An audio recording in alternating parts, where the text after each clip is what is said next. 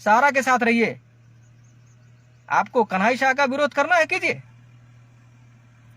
लेकिन सहारा के साथ रहिए। और सहारा, अगर सहारा जिंदा रह गया तो आने वाले दिनों में आप देखेंगे कि सहारा इस देश का बहुत बड़ा फाइनेंशियल सेक्टर में बहुत बड़ा संस्था बन जाएगा, क्योंकि उसके पास लिक्विडिटी है जो कि सहारा से भी एस्क्रो में पड़ा है और प्रॉपर्टी भी है। तो समझिए आंदोलनकारी क्या करना चाह रहे हैं और सहारा की मैनेजमेंट क्या करना चाह रही है।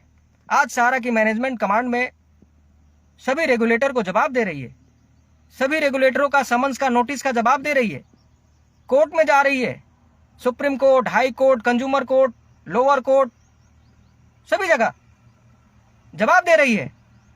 वहीं पर कुछ लोग ऐसे भी हैं जो सहारा के प्रबंधन के ऊपर सवाल खड़ा कर दे रहे हैं कि सहारा के प्रबंधन तो भाग गए, सहारा का टॉप मैनेजमेंट तो देश छोड़ करके भाग गए।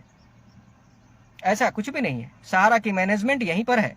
अगर देश छोड़ करके कहीं गए हैं तो मेडिकल रीजन से अगर कहीं पे गए हैं तो आएंगे।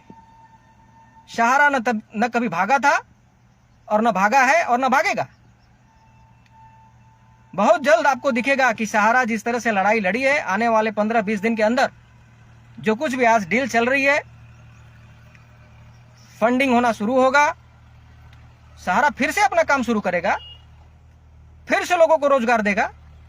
और भुगतान तो खैर सहारा को अधिकार मिलने के बाद भुगतान जिस तरह से होता था वैसे ही होगा। पोर्टल से भुगतान लेने वाले या पोर्टल पर भुगतान करवाने वाले लोगों को आज पता चल चुका है कि कितना भुगतान मिल रहा है। आज क्यों तकलीफ हो रहा है? जब पोर्टल बनी, पोर्टल से भुगतान शुरू हुआ तो पूरे देश में तो ढोलक बजा रहे थे, डंका पीट रहे थे कि पोर्टल हमारी देन है। और आज जब 50,000 तक का ही भुगतान हो रहा है तो तकलीफ हो रही है। क्यों? क्या सहारा ने कहा था पोर्टल बनाइए? क्या सहारा ने सरकार को कहा कि आप पोर्टल बना करके 50,000 का ही भुगतान करिए? जी नहीं, कभी नहीं। सहारा ने ये कभी नहीं चाहा है। सहारा ने यही चाहा है कि लोगों का पूरा भुगतान हो और उसके लिए हमें अधिकार दिया जाए, हमें हमारे ब्रांच से काम करने दिया जाए। लेकिन ऐसा नहीं हुआ, क्योंकि आंदोलनकारियों ने जिस तरह से प्रोटेस्ट किया, जिस तरह से रेगुलेटरों के सामने जाकर के और सहारा के खिलाफ केस किया, रेगुलेटर ने सहारा पे कार्रवाई किया, पोर्टल बनाया और भुगतान कर रहा है। आपको तकलीफ नहीं होना चाहिए। 50,000 मिल रहा है, 10,000 मिल रहा है, आपका देन है, आप लोगों ने बनवाया है, सहारा ने नहीं बनवाया है। आप सहारा का अधिकार दिलवाइए और फिर बोलिए कि सहारा भुगतान नहीं कर रहा है, फिर मैं मानूंगा, फिर मैं आप लोगों के साथ आ जाऊंगा। जिस दिन आप लोगों ने सहारा की ब्रांच खुलवा करके और भुगतान देना शुरू करवा दिया, कन्हई शाह भी आंदोलनकारियों के साथ आ जाएगा। मैं ओपनली पूरे ऑल ओवर इंडिया के सभी आंदोलनकारियों को कहता हूं कि आप लोग सहारा की ब्रांच को खुलवाओ, सहारा के ब्रांच से भुगतान करवाओ, फिर देखो मैं आपके साथ होता हूं कि नहीं। मैं सिर्फ और सिर्फ यही चाहता हूं कि सहारा के डिपॉजिटर को भुगतान मिले और पूरा का पूरा मिले। मेरा भी वही मकसद है। अगर आप सही में जमाकर्ताओं का शुभचिंतक हैं तो आप सहारा के ब्रांच को खुलवाइए और सहारा के ब्रांच से भुगतान करवाइए, फिर सहारा के ऊपर सवाल उठाइए। सहारा अकेला लड़ रहा है, सहारा के साथ कोई भी कॉर्पोरेट नहीं है, कोई भी रेगुलेटर नहीं है, कोई भी गवर्नमेंट नहीं है। सहारा के साथ सिर्फ और सिर्फ संविधान है। सहारा संविधान के हिसाब से लड़ाई लड़ रहा है और सहारा कहते हैं कि एक न एक दिन सच्चाई की जीत होती है, उसकी जीत होगी। अगर आप लोग सहारा को कटघरे में खड़ा कर रहे हैं तो आप लोग सहारा के साथ आइए, सहारा की ब्रांच खुलवाइए, फिर 25 लाख, 50 लाख, 5 लाख, 10 लाख का आप डिमांड करिए। आज अगर 20,000, 25,000, 50,000 मिल रहा है तो उस पर सहारा पर सवाल मत खड़ा करिए। सहारा ने ये नहीं किया है, आप लोगों ने किया है। आप लोग जिस तरह से सहारा के ऊपर सवाल खड़ा कर दिए, जिस तरह से उसके ऊपर आरोप लगा दिए, उसके बाद सरकारी कार्रवाई के द्वारा ये हो रहा है। इसलिए हमारे जितने भी सहारा के कार्यकर्ता लोग हैं, सहारा के साथ रहिए, क्योंकि अभी अभी पिछले एक सप्ताह के अंदर आपने देखा होगा कि जिन लोगों ने सहारा के भुगतान के लिए आंदोलन किया, वो सहारा को बंद कराने के बाद किस तरह से पार्टियां मना रहे हैं। 2 दिन पहले हमारा सहारा कमांड को सील करवाया गया था, सील होने के बाद 24 घंटे के अंदर सहारा की कमांड को खोल दिया गया। लेकिन यह तभी संभव हुआ, यह सहारा कमांड तभी खुलवाई। इससे साफ जाहिर होता है कि सहारा भुगतान के लिए तत्पर है, काम करना चाहता है, इसीलिए कमांड 24 घंटे के अंदर खुलवाई। अगर सहारा को बंद करना होता तो कमांड बंद हो गई थी, कमांड ऑफिस को सील कर दिया गया था। सहारा को अगर नहीं चलाना होता तो कमांड सील होते ही सहारा की मैनेजमेंट बैठ जाती। लेकिन ऐसा नहीं हुआ। 24 घंटे के अंदर सहारा ने कमांड को खुलवा दिया और 15 दिन के अंदर सब कुछ ठीक हो जाएगा कि आश्वासन पर खोल दिया गया। तो इससे साफ जाहिर होता है कि सहारा की मैनेजमेंट जिंदा है। सहारा की मैनेजमेंट सभी ब्रांच को खोलना चाहती है और सहारा के जितने भी कार्यकर्ता हैं उनको फिर से काम देना चाहती है।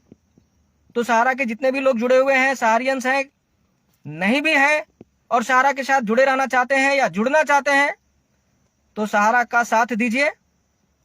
बहुत जल्द आपको दिखेगा कि सहारा जो संवैधानिक लड़ाई लड़ रही है वो जीतेगी।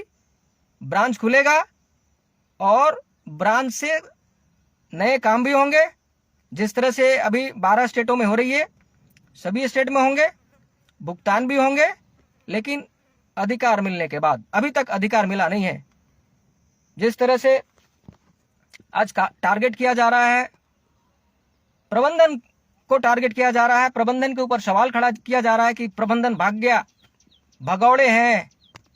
जी नहीं, बिल्कुल गलत बात है। न तो सहारा की कोई मैनेजमेंट भगौड़ा है और न कभी भागेगा।